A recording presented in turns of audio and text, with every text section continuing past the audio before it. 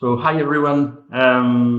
So I'm really glad to host this webinar session. So I'm Alban Bessed, CEO of Imusmol, a French company. We are located in Bordeaux, and we have been working since 15 years now on antibodies, particular antibodies, because they target specific specifically small molecules. And so we use this antibody for different type of application, and some will be presented today by Professor Schwamborn. Unfortunately, we are not with Dominique, our head of antibody development, but instead I'm with Pierre-Emmanuel, our chief communication manager. So I'm replacing Dominique. Is the main contact for and is in charge of developing the ELISA kits and the immunoassays by Imusmol.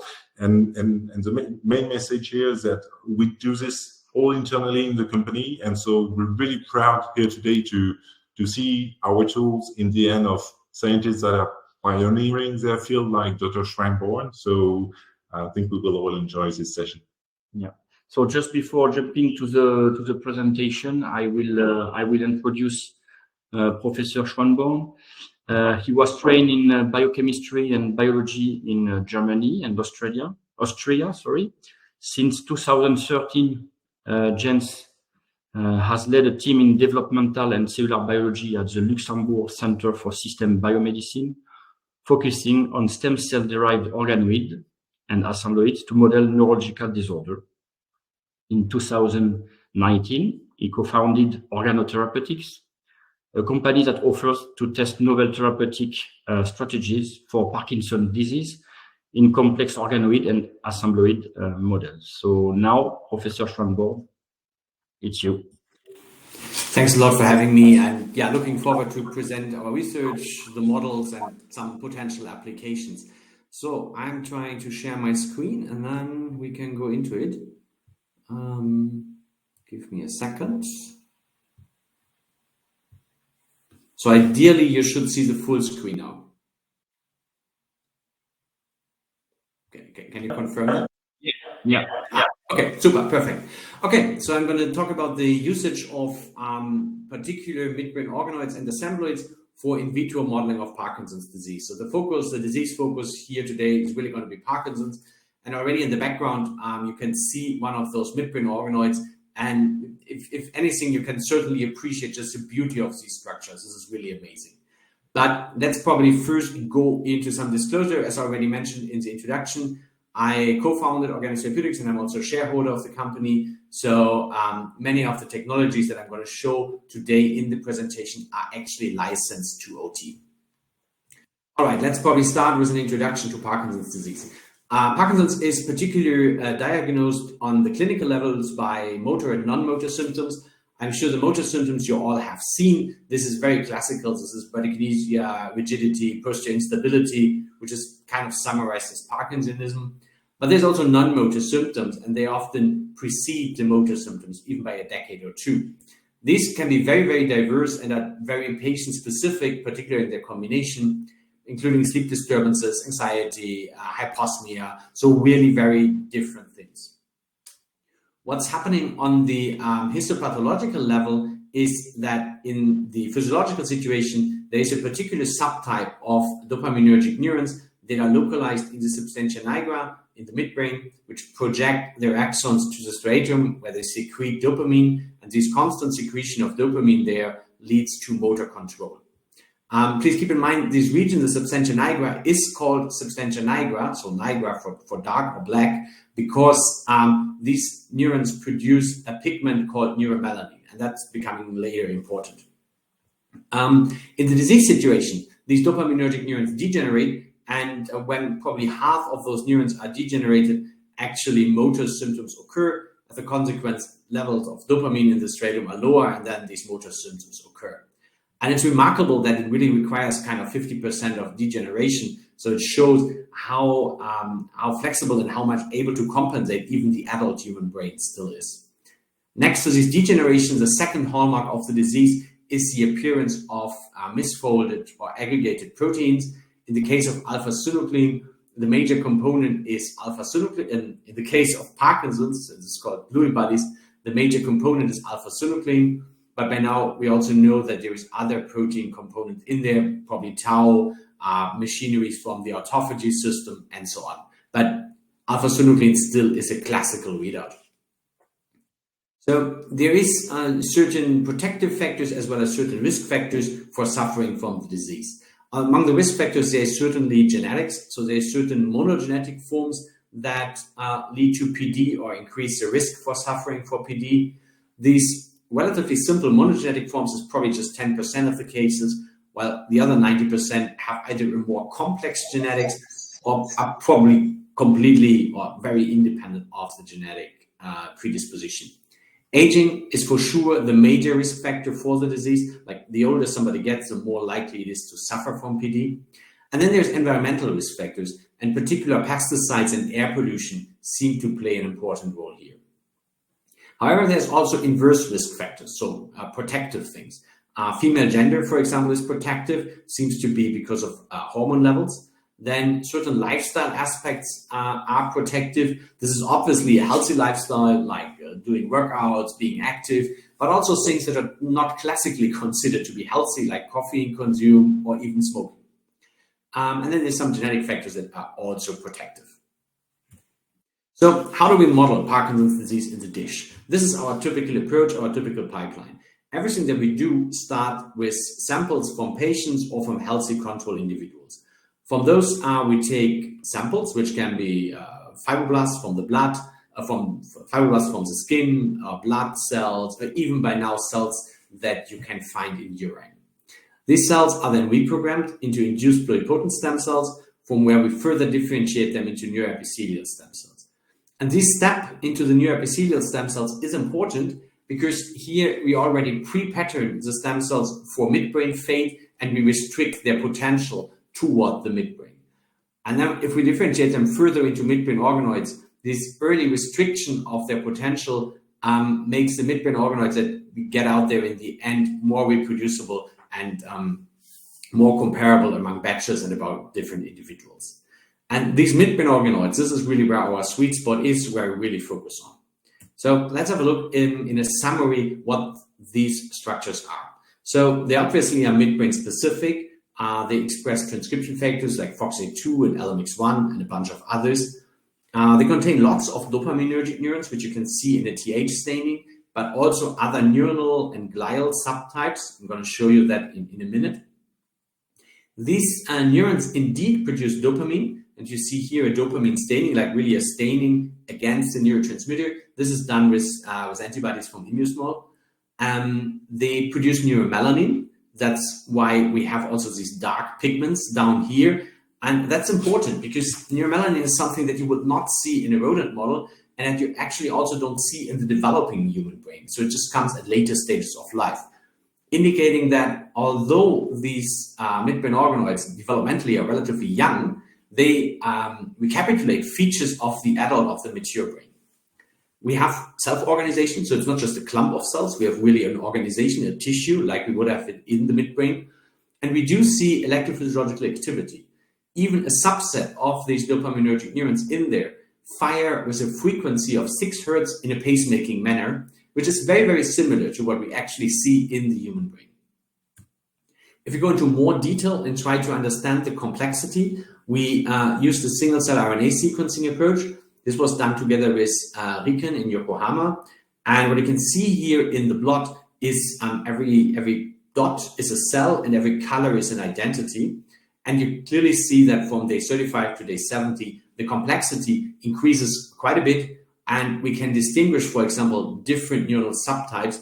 And again, with an antibody staining against the neurotransmitters, we have tried to characterize which kind of neurons we actually have. And we do see a substantial amount of dopaminergic neurons, but we also do see quite a few glutamatergic and GABAergic neurons, as well as some rare serotonergic neurons. So we really recapitulate complexity here. There's also glial cells, there is oligodendrocytes, there's pericytes. So we really can recapitulate quite a bit of the cell types that we have in the brain. However, what we do not have is everything that comes from the mesoderm. So for example, we do not have microglia. And this is the case because we start with neuroepithelial stem cells.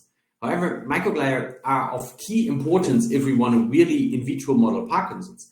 So we have to develop an approach where on the one hand, with the iPS, so with the stem cells, we can develop midbrain organoids, but then from the same iPS line, we produce macrophage precursor cultures that we then can mix into the organoids where they then finally differentiate into microglia. So we have here a model, which is kind of a second version that contains not only the neuroectoderm-derived cells, but also the mesoderm-derived microglia. And we're currently working on the next version that also will include vasculature. That's actually how the microglia look like. You have them stained here in green with an antibody against IBO1, and you can see that if we add them to the organoids, they really invade here from the edges and migrate in, and you can even find them really here in the center of the organoid. So if we do that in our standard approach at the moment, we get up to 6-7% of the total amount of cells being microglia, which is similar to what we would see in the human brain in the substantia nigra. So the important thing what we now want to do, having this model in hand, is recapitulate Parkinson's disease in the dish. And PD has probably 3 main characteristics. I mean, there's many more, but 3 that are really hallmarks, which is a loss of dopaminergic neurons, the appearance of alpha-synuclein aggregates, and neuroinflammation. So we try to address all 3 of them. Loss of dopaminergic neurons. So the experiments that we did here is taking stem cells from Parkinson patients with a LRRK2 mutation, and then either differentiating them in 2D into pure cultures of dopaminergic neurons, very classical approach, or in 3D into midbrain organoids. And then we try to quantify the amount of neurons, so really just counting them. And in 2D, we see that there is no significant difference between healthy controls in blue and Parkinson patients in red. Still, in these dopaminergic neurons, we can see phenotypes, right? We can see that mitochondria are, for example, affected in the patient cells, but we do not see really this loss of dopaminergic neurons as we would see it in the patient brain, at least not under endogenous conditions like without any stressor.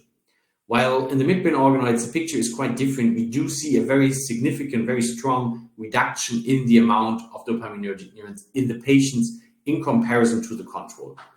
And this is reproducible in other cases of Parkinson, like cases where there is a GBA mutation, where there is a synuclein mutation, or where there's a MYRO1 mutation. So we always get to the point that we have less dopaminergic neurons in the patient. The next point is protein aggregation.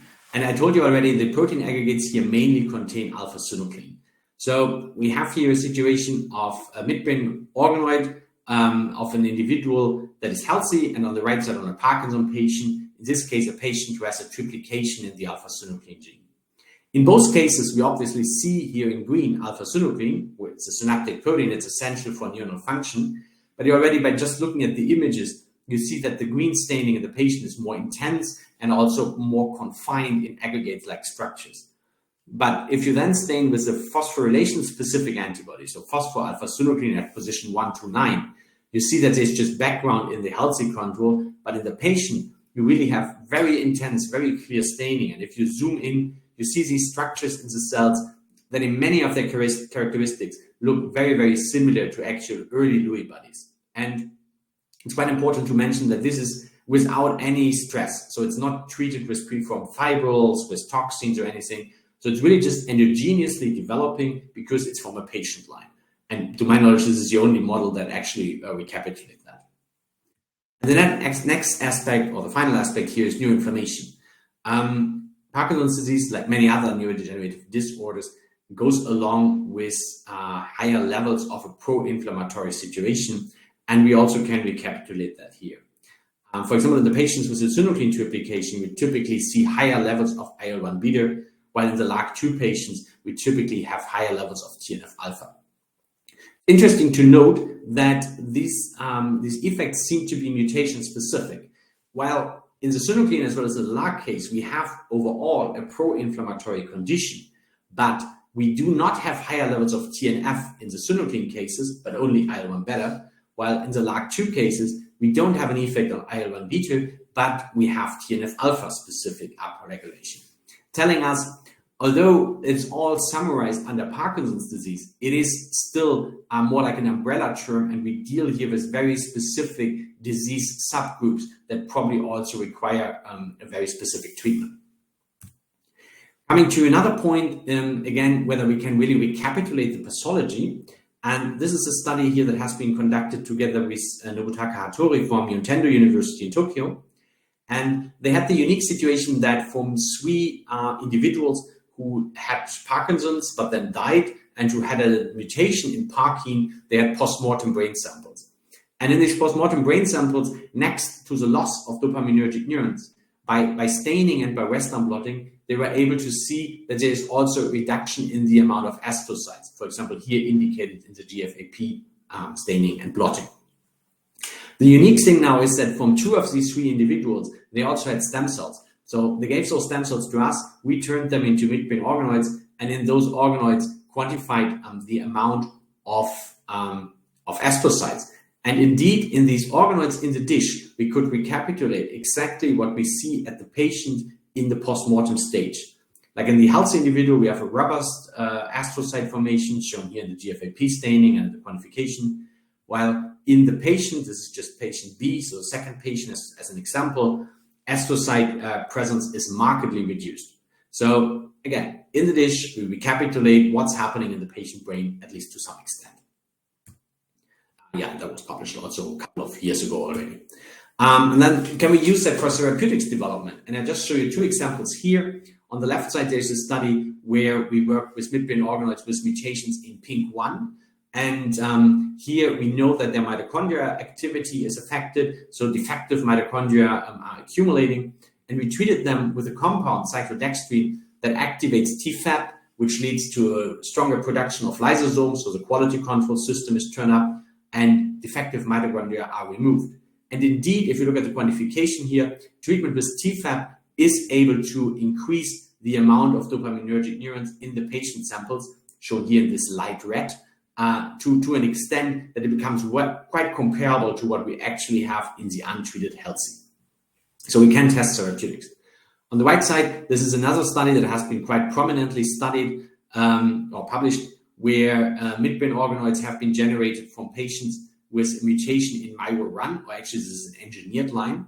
And what we can also see in the images, as well as in the quantification, we have a reduction in the amount of dopaminergic neurons in these DJ1 mutant samples. While if we treat them with compounds that mediate a read-through at a splicing site, we can rescue the phenotype. We get back to levels of dopaminergic neurons that are very similar to the healthy control. And this is possible here because we know that this DJ1 mutation is actually affecting splicing. So if you treat with a read-through compound, the mRNA is restored, the protein is restored, and as a consequence, we really can block this loss of dopaminergic neurons. So this kind of in vitro disease model is totally suitable for investigating the disease, understanding the phenotype, the mechanism, but then also to turn that into therapy development. Yeah, and with that already, I come to the conclusion. I think I've shown you that midbrain organoids recapitulate many aspects of the human midbrain, and that these organoids can be used to recapitulate disease hallmarks when they are derived from patient-specific samples, and that they can use for therapeutics development. With that, I would particularly like to thank my team here at the University of Luxembourg. Many collaborators were really depending on their input at various levels, so I hope I have included everybody here, and obviously also funding. And Imishmal here for giving us the platform to show this data, and I'm happy to take any kind of questions.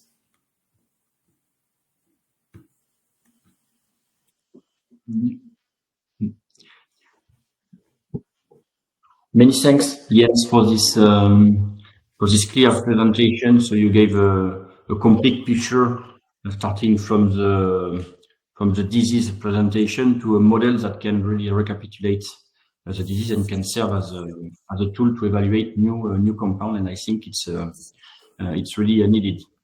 So I welcome all participants to ask questions for the platform, and we will be happy to, Professor Schwamborn and us, if you have questions about the tools, we'll be happy to answer the question. So Probably the first question, Pierre-Emmanuel. So there's a question from Xiaolin. Jens, you can see the question on the Yeah, so the question is when we could see astrocytes in midbrain organoids. So you can probably see first astrocytes forming at maybe around day 30, really very robust, strong astrocyte expansion. You have it around day 60 of differentiation. There's obviously a bit of a line dependence, but I think these time points are quite good guidelines.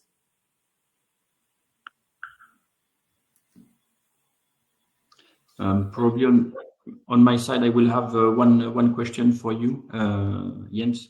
Mm-hmm. Can you tell us more about the comparison between the two models you have? The one which is based on the presence of microglia and the one which do not present microglia. Is there any particular difference that you observed? Yeah, so we have differences both on the physiological side when we just work with healthy organoids, as well as on the pathology. Like if we just focus for a second on the physiology, we do see, for example, that neuronal maturity is increased when microglia are there. So microglia have, next to their immune function, the function of synaptic pruning. So they remove inactive synapses. And indeed, we can see that in the presence of microglia, neurons are more mature. That means, for example, the threshold that is necessary to evoke an action potential is reduced, and the frequency firing is, for example, increased. There's also a very clear impact on the transcriptome profile of neurons that grow in the presence of microglia versus the absence. And in the pathology, pathology is way more pronounced when microglia are there. So, for example, these alpha-synuclein aggregates that I've shown you, in this form, particularly in this abundance, we would only see if microglia are there. So they really contribute, probably particularly through their pro-inflammatory activity, to the expression of the pathology. Okay, many thanks. So there are other questions on the platform that you can see. Yeah, so then there's a question that I really like, because it's asking whether it's would be meaningful or helpful to have more complex organoids, or actually assembloids, like a nigrostriatal recapitulation. As I said, in the physiological situation, dopaminergic neurons in the midbrain project to the striatum, so from the substantia nigra to striatum, and exactly this connection is degenerating in the disease. And indeed, I think it's very important. And we have actually a manuscript up on bioarchives at the moment where we have built exactly these assembloids. And we have put it one step further, even inducing artificial aging in those. And yeah, so I hope the final manuscript is going to come out soon. But that's certainly one of the things we are really aiming for, like making the models more complex, more representative for the actual situation in the human brain. Okay. Yeah. Yeah. Then there's a question from Sarah. That's also a very interesting one. Whether microglia remain in long-term cultures or gradually get lost. That's a good question. Again, I'm not 100% sure. Depends on the time frame, right? So what we currently do is mainly cultures of 60 to 90 days, and in that time frame, we would not see a loss of the microglia. Whether this is true, if we would go for, I don't know, 200, 300 days cultures, I cannot say for now. Yeah, no, I also probably would not want to speculate about it. It's certainly something that needs to be investigated, but for now, I cannot say that for a long time. Then there's a question from my friend Robert, actually. Hi, Bob, nice to see you. The question is whether we have a neuroinflammatory phenotype only in the presence of the microglia. And yes, this is the case, indeed.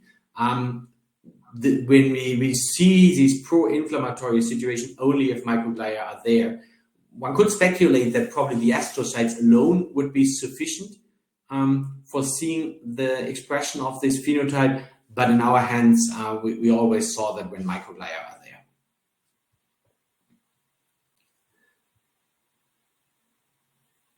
Then there's a question, I don't dare to pronounce the name. The question is whether what are critical factors when differentiating pluripotent stem cells into the brain organoid. So what we try to do there is really recapitulating development. So we really try to go for those factors that would also induce at development the differentiation into brain structures. What is for us particularly important is to have this stable intermediate of neuroepithelial stem cells.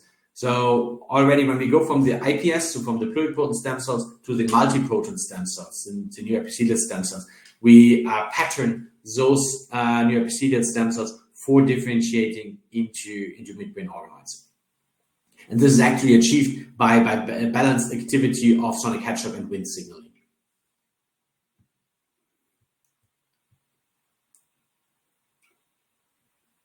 Yes, and there's one question asking whether there's a collaboration with industry to use these organoids for testing drugs. This is exactly why we incorporated organotherapeutics. So that's what the company is doing. So organotherapeutics is partnering with biotech and pharma companies to test the effectiveness of certain therapeutics. That not only drugs, actually, that can be also azoles or viruses or antibodies, so and peptides. That's precisely what we are doing, and I think it's really quite interesting and has a nice potential.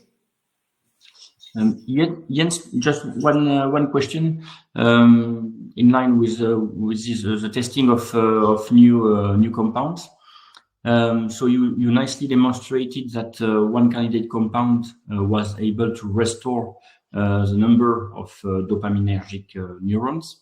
But I was wondering during the presentation about the functionality, because you can have dopaminergic neurons, but what about the secretion or the presence of dopamine? Yeah, that's obviously critical. I tried to show that in one of the initial slides, where we do see that dopamine is produced, but also that it's secreted. As you know, we use the ELISA assay from you guys to measure dopamine in the medium, and sure, functionality is key. In pretty much all our assays, we do see that the levels of dopaminergic neurons go hand in hand with the levels of dopamine in the medium. But having that confirmed, I agree, is quite important. Okay, thank you. Then there is a question about the age of the organoids. So the question is whether this is sufficient to represent the age brain. This is a question we obviously get very often, and it's totally true. Like, the midbrain organoids that we have is in many aspects a developing model. However, we do see, for example, neuromelody, which is a component that you would only see in the mature brain. We do see the firing of dopaminergic neurons as you would see in the adult. So although by many aspects it's a developing model, it is also representing certain aspects of the age brain. And the fact that we recapitulate the phenotypes that we do see in PD makes me quite confident that it is suitable for addressing these age-associated disease. Nevertheless, strategies for inducing artificial aging are interesting, and we do that. Like, for example, we do overexpression of progerin to induce artificial aging, or working with cells that are at a high passage to mimic aging. So, yeah, I think this is certainly something to be addressed. Then there's a question, what is key challenges in the scaling? Well, the production is still a relatively manual process, but you can quite easily produce a few hundred organoids a day. The culture, the maintenance culture, can be automated to a good extent. But at least at the current level of technology, it's not going to be a high throughput screening tool, at least not for today. However, if it's about a handful or probably 50, 60 compounds, this is certainly doable and testable in this model at this stage. It is a major endeavor, but it's doable. And so I believe we are close to the end. Just so you told us in the beginning that you have a scientific group, and you also co-founded a company, so Organotherapeutics. How do you work with partners? What is your model? Our model is to be very flexible. So we do projects that are really fee-for-service, like somebody has a compound and asks us to test it, and then we report back the results. but we also have several projects where we do work in a true partnership, like we work for reduced cost rate and then get IP share, or there's milestone payments down the road. So this is all, like the assays itself, it's all very customized. Okay. Then we thank all participants. Many thanks, Jens. It was a great presentation. Yes. Thanks, a pleasure. And we'll see. Thank you. Thank you very much. Yes. Have a nice day. Bye-bye. You too. Bye-bye.